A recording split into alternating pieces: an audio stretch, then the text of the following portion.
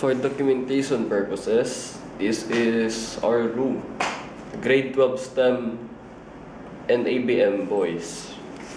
So, meron kami TV dito na iningatan talaga namin at sinigurado namin na hindi namin masira this school year. Sana naman wag masira.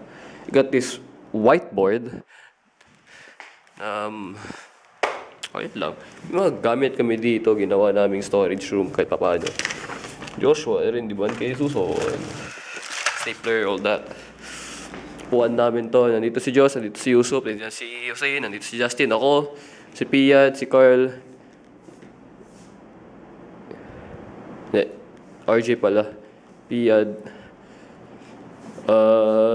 Alad. And then si Abdul Jalal. Ito yung klase naman. This is the class of 2025. Ayan. Ba't ako piniling Vice President? Anyway, tada. Si Arcedo. Ito naman yung mga sa cellphone, actually.